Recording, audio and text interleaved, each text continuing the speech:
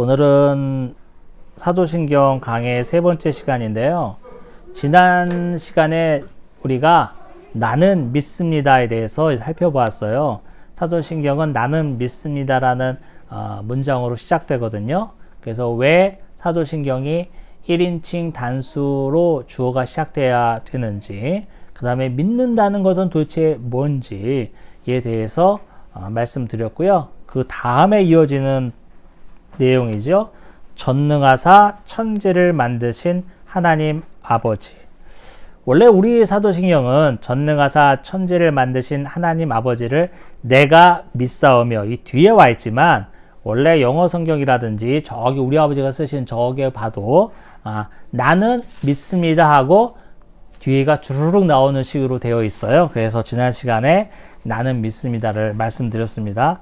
그러면 뭘 믿는지에 대한 내용이 오늘부터 구체적으로 설명되는데, 오늘은 전능하신 그리고 천지를 만드신 하나님인데, 그 하나님이 또 뭐예요? 아버지가 된다라는 그 내용에 대해서 살펴보도록 하겠습니다. 여러분, 전능한이라는 말이 뭐예요? 우리가 전능하신 하나님라는 표현을 많이 쓰는데, 전능하다, 이것은 우리가 생각하는 것처럼 모든 것을 할 수 있는, 불가능이 없는, 이 정도로 모든 것이 가능한, 이 정도로 다들 생각을 하기 쉽죠.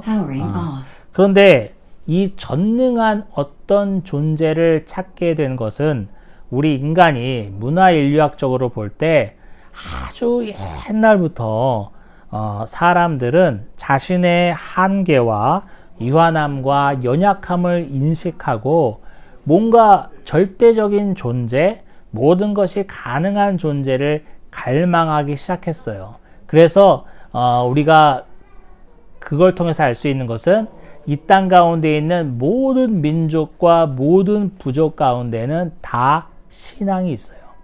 종교가 있단 말이에요. 여러분, 신앙이 없고 종교가 없는 부족과 민족은 이 땅에 아무도 없어. 모든 민족과 부족은 아무리 저기 밀림에서 호호 소리치며 뛰어다니는 부족이 있다고 그래도 그들도 그들 나름대로의 신앙이 있단 말이에요. 종교가 있단 말이에요. 그게 바로 우리 인간이 아주 절대적인 전능한 어떤 존재를 갈망한다는 단적인 증거고, 이것을 우리가 종교개혁자 칼빈은 하나님을 알 수 있는 지식이 우리 인간에게 있다, 모두에게. 그리고 우리 하나님을 알 수 있는 지식을 우리가 신지식이라고 표현을 했는데, 칼빈이 그런 표현을 썼어요. 이것은 얼마 전에 우리가 살펴본 로마서 강에서도 나왔죠. 이 땅 가운데 만물 가운데 하나님의 모든 것이 드러나는데 핑계치 못하리라는 바울의 주장도 바로 이 모든 인류가 종교심이 있다, 하나님, 절대자, 전능한 존재에 대해서 갈망할 수밖에 없는 어떤 것이 있다라는 것을 또 반증하는 예가 사도 바울의 주장 중에도 있습니다. 자, 그러면요, 한번 생각해 봅시다. 전능한 하나님, 전능하신 하나님이라고 그랬는데, 여러분, 전능한 하나님이라고 하면 우리가 어떤 생각을 해요? 제가 말씀을 준비하면서 생각해 봤어요. 전능하신 하나님이면은 일단 우리 다들 또 이렇게 우리 장애인 성도들이 많으니까 우리의 몸을 단순하게 딱 고칠 수 있는 분. 그렇죠. 그 다음에 또 내가 갑자기 여기 있는데 눈 깜짝할 사이에 LA에 딱 옮겨갈 수 있는 그런 능력을 가진 사람. 또 물속에서 자유롭게 호흡을 하면서 헤엄을 칠 수 있는 그런 능력. 또 내가 날 수 있는 그런 능력.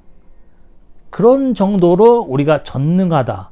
우리 인간의 한계를 뛰어넘는 전능함이라는 것이 한 그 정도가 아닌가 대충 봤을 때 생각이 드는데, 여러분, 이 우리가 생각하는 이 전능함이라는 것도 얼마나 제한적인지 몰라요. 왜냐면은 결국에는 우리가 막 열거하는 전능함이라는 게 뭡니까? 한번 서술해 보세요. 열거해 보세요. 그러면 쫙 사람들이 쓰겠지만 그 열거한 내용들도 결국에는 시공간 안에서의 전능함이에요. 시공간 안에서의 전능함이라는 것은 결국 하나님이 만들어 놓으신 이 창조 세계 가운데에서 안에서의 전능함이야. 그러면 우리가 고작 생각하는 전능함이라는 것은 하나님의 틀 안에서, 하나님의 창조의 틀 안에서 생각할 수밖에 없다는 건데요. 이걸로 하나님의 전능함을 우리가 형용할 수 있을까요? 아니요, 그렇지 않아요. 우리는 하나님이 만드신 창조 세계 가운데 있어서 결국 그 안에서만 전능함을 생각할 수 있지만, 하나님은 이 땅과 온 만물을 만드시기 전에도 존재하셨던 분이잖아요. 그러면 창세 전에, 이 모든 만물이 만들어지기 전의 상태의 하나님의 전능함을 우리가 어떻게 설명하냔 말이에요. 너무 어려운 얘기인데 성 어거스틴이 이런 말을 많이 했어요. 제가 예전에 본 책에도 많이 나와 있었고, 그때부터 저는 많은 생각을 하게 됐어요. 그러면 창세 전에부터 존재하신 하나님의 전능함, 하나님의 어떠어떠하심의 그런 내용을 우리가 감히 말할 수 있겠냐는 거예요. 설명할 수 있겠냐는 거예요. 불가능합니다. 할 수가 없어요. 하나님은 그런 분이에요. 우리가 그의 전능함을 가늠할 수도 없을 정도로 전능하신 분이야. 하나님이란 존재가. 그런 분이에요. 자, 여기서 우리가 또 하나 주목할 게 있어요. 뭐냐면, 사실은 라틴어 원어로 보면은 여기서 하나님이라는 표현이 단수 목적격으로 쓰였어요. 단수 목적격. 그래서 우리 볼까? 여기 오른쪽에 라틴어 원문이 있죠. 지난 시간에도 좀 읽어봤는데, 자, 크레도 인 데움, 파트렌 이렇게 나갔는데, 파트렌은 아버지고, 크레도 인 데움, 데움은 하나님이에요. 데오라는 하나님 라틴어 알죠? 코람 데오. 그 하나님의 1인칭 단수 목적격이기 때문에 대움이 된 거예요. 자, 이 단수 목적격으로 쓰였다는 것만으로도 우리가 알 수 있는 게 뭐냐면, 하나님은 한 분이라는 거예요. 한 분. 여기는 근데 우리 전능하사 천지를 만드신 하나님 한 분을 내가 믿사오며, 원래는 이래야 된다는 거야. 이 원어대로 우리가 읽자면은. 하지만 우리나라 버전에서는 사실 우리나라 언어가 단수 복수의 개념이 참 약합니다. 우리는 그냥 대충 저기서 사과 갖고 와. 그러면 사과 갖고 오지만 미국 사람들한테 사과 갖고 오라고 그러면 진짜 사과 하나만 집어옵니다. 단수로 사과만 했기 때문에 여러 개 갖고 오려면은 단수로 표현해야 되죠. 그 사람들과 우리의 그런 언어 체계의 차이죠. 그래서 사도신경에도 하나님 한 분을 믿사오며, 그 한 분이란 말이 빠진 것 같아요. 여러분, 하나님이 한 분이시라는 것을 믿으시죠? 네, 하나님은 한 분이세요. 오직 하나, 한 분. 그런데 여러분,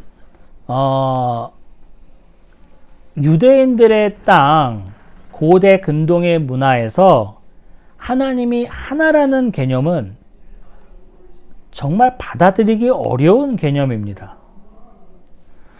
고대 근동은요, 우리가 알다시피 메소포타미아 문명, 또 나일강 문명이 발생한, 엄청난 문명이 발생한 그 두 문명 발생지 사이에 위치한 곳으로서 문명의 발생과 발전과 더불어 우리 인류는 반드시 무슨 일이 거치냐면은 종교도 어마어마하게 발전하게 됩니다.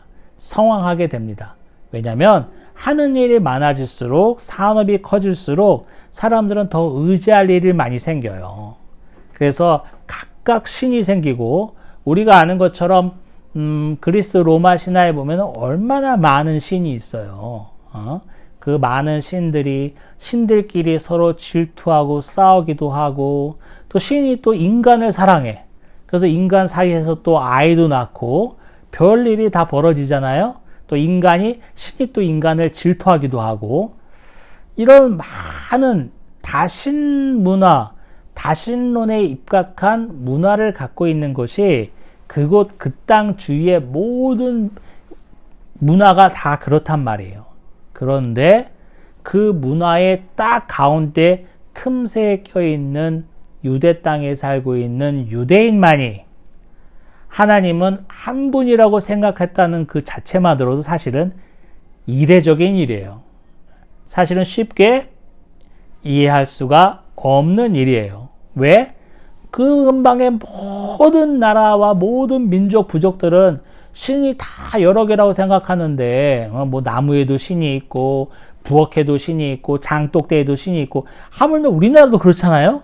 그런데 그 땅 가운데 살고 있는 아주 미미한 소수 민족에 지나지 않는 유대인이 하나님은 신은 하나라고 생각했다는 것은 우리가 생각하는 것처럼 그렇게 간단하거나 쉽거나 자연스러운 일은 아니라는 겁니다.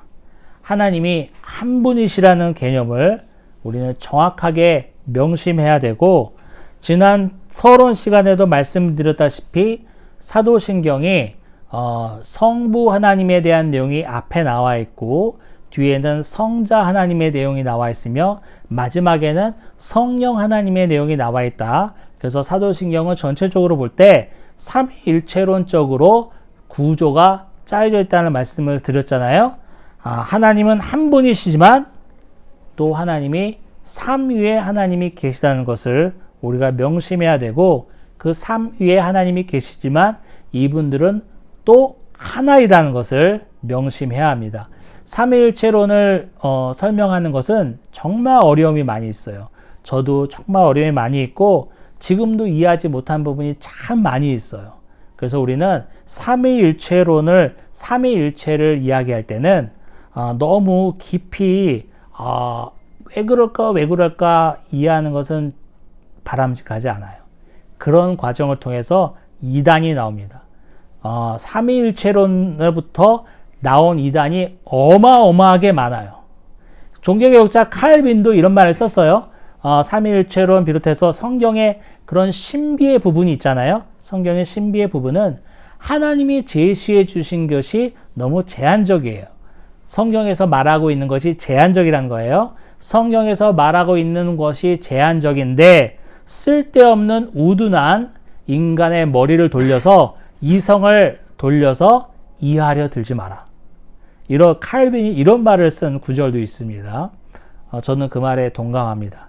우리가 이해할 수 없는 부분이 분명히 있다는 것을 인정하고 신비의 영역이라는 것을 인정해야 합니다. 자, 볼게요. 그 다음에 드러나는 것은 뭐냐면, 전능하사 천지를 만드신 하나님이에요. 하나님이 천지를 창조하셨다는 내용이 사도신경에 나옵니다. 우리가 창세기 강해 때도 살펴보았지만 하나님은 분명히 천지를 창조하셨어요. 말씀 하나로 이 땅 가운데 모든 것을 만드시고 하늘에 떠 있는 별과 우주 천체를 만드셨으며 또 이 땅 위에는 모든 생물체를 만드셨습니다. 하나님이 천지를 만드셨다라는 것은 우리 신앙의 아주 큰 고백이 되며 아주 중요한 점이 됩니다. 왜냐하면 하나님이 천지를 창조하셨다라는 것을 믿는다는 것은 여러분이 하나님의 피조물에 지나지 않는다는 것을 믿는 거예요. 아주 중요한 개념입니다. 현대 사회는 우리가 하나님의 피조물에 지나지 않는다는 것을 설교를 하면 싫어합니다. 우리 인류가 이렇게 똑똑하고 이렇게 못 이루는 게 없으며 앞으로도 어마어마하게 발전할 텐데, 이러한 이성을 갖고 있고 이러한 지식 체계를 갖고 있는 우리 인간이 어떤 대상의 피조물에 지나지 않는다. 그 대상이 만든 것에 지나지 않는다는 것을 믿기 어려운 거예요. 하지만 우리는 명심해야 합니다. 전능하사 천지를 만드신 하나님 아버지를 내가 믿사오며 라는 우리의 신앙 고백에는 나는 그분의 피조물에 지나지 않는다는 고백이 깔려 있는 거예요. 피조물에 지나지 않는다는 것을 아는 사람이 어떻게 하나님의 영역에 도전할 수 있습니까? 어떻게 하나님을 모른 척하면서 살 수 있습니까? 어떻게 하나님이 없는 것처럼 살 수 있습니까? 그리고 너나 나나 할 것 없이 김집사, 최집사, 강집사 다 피조물일 뿐인데 누가 누구를 험담합니까? 누가 누구를 낮게 여기고 존귀하게 여기고 또 천하게 여깁니까? 내가 하나님이 만드신 피조물에 지나지 않는다는 이 고백은 우리 신앙에 아주 큰 밑바탕을 이루는 거예요. 나는 결국 하나님 손에서 벗어날 수 없는 존재이며 하나님의 그 능력 안에, 영향 안에 있을 수밖에 없는 존재라는 고백이 우리 사도신경 첫 구절에 나와 있는 것입니다. 하나님이 천지를 창조하셨다라는 것에 가장 큰 도전을 이루는 것이 진화론입니다. 찰스 다윈이 종의 기원이라는 책을 쓰면서 진화론은 엄청난 탄력을 받게 됐고 지금 이 순간에도 진화론이 거의 정설로 모든 학교에서 가르쳐지고 있습니다. 저도 진화론을 많이 배웠습니다. 여러분, 근데요, 이 진화론에는 엄청난 절대적인 오점이 있어요. 뭐냐면 아무것도 없는 상태에서 우연하게 진화했다라는 이 내용은 정말 말도 안 되는 겁니다. 하나님은 아무것도 없는 상태에서 말씀으로 우리가 눈에 보는 이 모든 것을 창조하신 분입니다. 아무것도 없는 상태. 여러분, 아무것도 없는 상태를 상상해 보셨습니까? 거기에는 아까 말씀드렸다시피 시공간이 없어요. 시간도 없어요. 지금 벌써 제가 설교함으로써 시간이 계속 흐르고 있잖아요. 이런 것도 없어. 이런 개념을 상상도 할 수 없는데 아무것도 없는 상태에서 어떻게 하나님은 홀로 존재하셨으며 존재하신 것도 모자라 말씀으로 천지를 창조하셨을까에 대한 궁금증이 참 많지만 하나님은 그러신 분이에요. 우리의 이성을 뛰어넘는 분입니다. 우리의 이성으로 이해되시는 분이라면 그게 하나님이시겠어요? 옆집 아저씨지. 안성빈 목사지. 우리의 이성으로 이해가 안 되는 분이 하나님이 맞아요. 어떻게 피조물이 그 만드신 일을 이해할 수 있겠어요? 진화론은 거기에 맹점이 있어요. 아무것도 없었다고 그래, 처음에는. 그래, 좋아, 아무것도 없었다 칩시다. 그런데 어느 날 이 우주 가운데는 질소 함량이 제일 많거든요. 질소 한 원자가 어떻게 생겨서 정기적인 스파크를 통해서 분열이 일어나고 막 이렇게 시작을 해. 아무것도 없었다면 왜 질소는 왜 생겨 갑자기? 말이 안 되는 거죠. 여러분, 뭔가는 하나라도 꺼럭지가 있어야 진화가 될 거 아니에요. 발전이 될 거 아니에요. 아무것도 없었는데 어떻게 진화가 일어나요? 뭔지 특별히라도 있어야 진화가 일어나든가 말든가 하지. 진화론은 너무나 많은 맹점을 갖고 있는 학문입니다. 사실은. 그래서 론이라는 말이 붙는 거예요. 법칙이라는 말이 안 붙고. 아직 절대적으로 증명되지 못한 부분이 많기 때문에 그래요.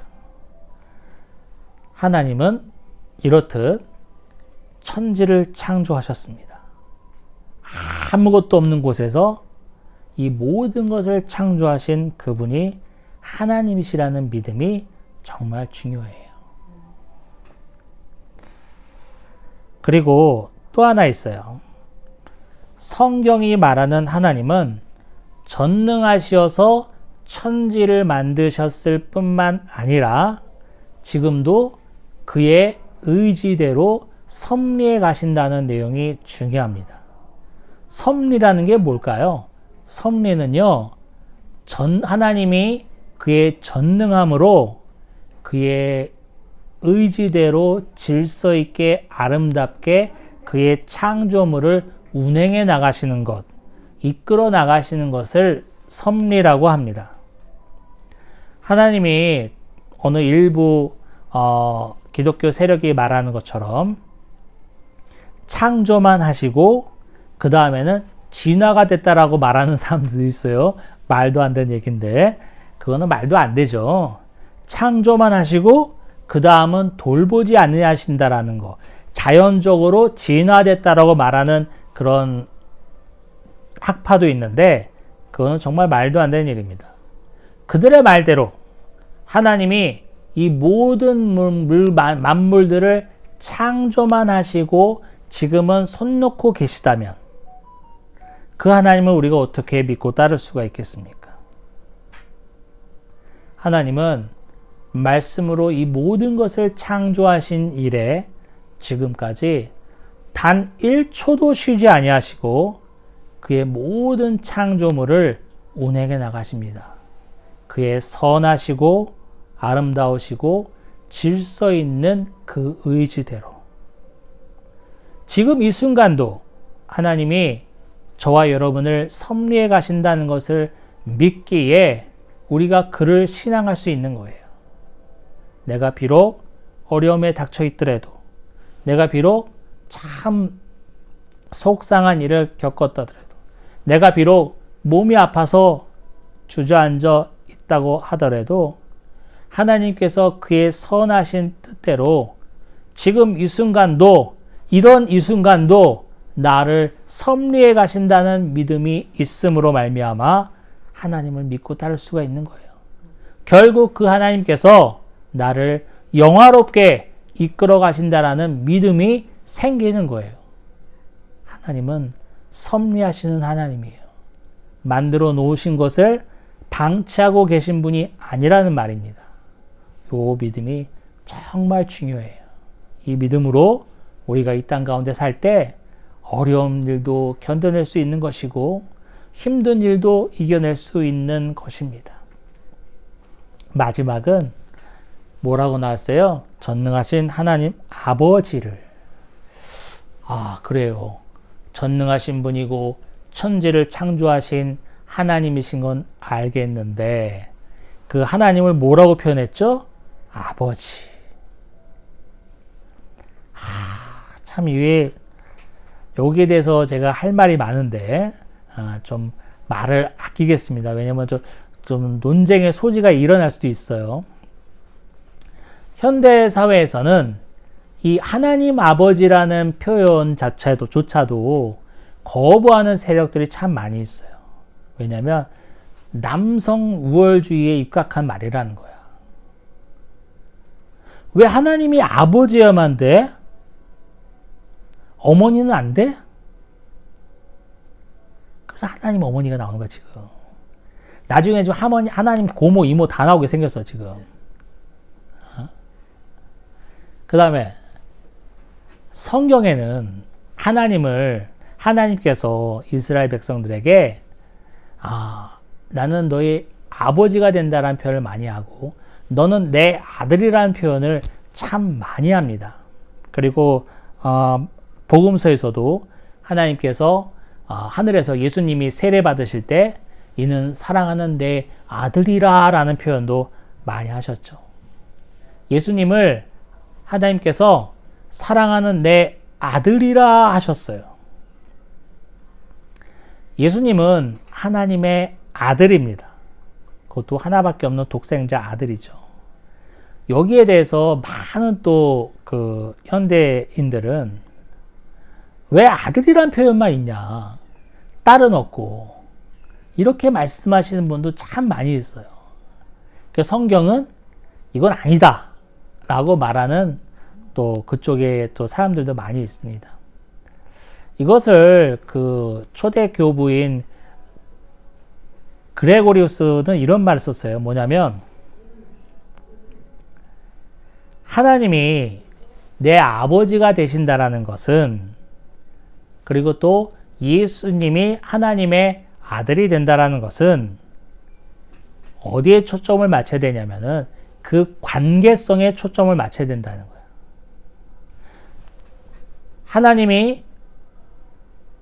예수님이 하나님의 아들이 되고 우리도 하나님의 아들이 됩니다.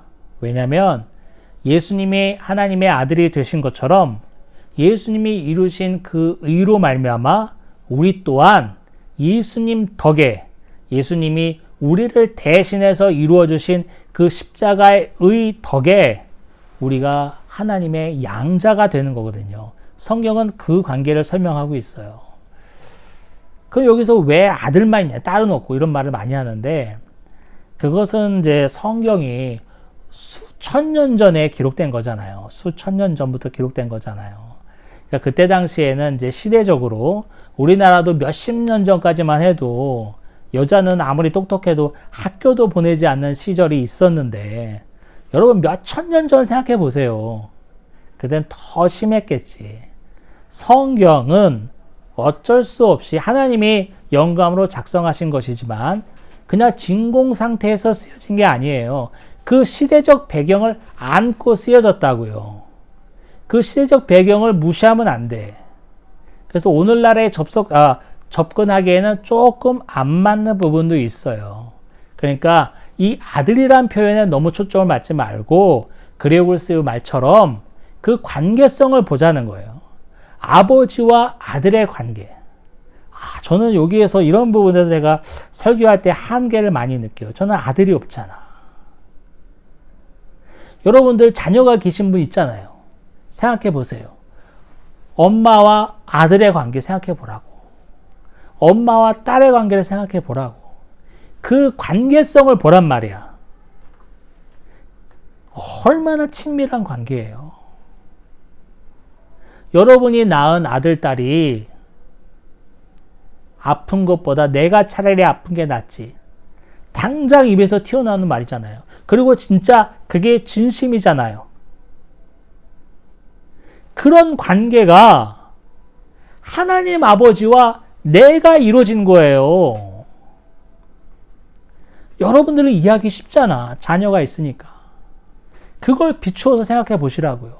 그래서 성경은 그토록 하나님 아버지, 너는 내 아들이라, 이런 표현이 많은 거예요. 왜? 그런 표현을 하면 그나마 우리가 부족한 이성으로 그 친밀한 관계성, 이 땅 가운데 제일 친밀하고 제일 끈끈한, 제일 모든 희생을 감당하고도 남을 그 관계성을 설명하는 단어가 바로 아버지와 아들이에요. 엄마와 아들이란 말이에요. 엄마와 딸이란 말이에요. 그걸 설명해야 우리 인간이, 우둔한 인간이 조금이나마 이해할 수 있으니까 그토록 많이 서술되어 있는 거예요.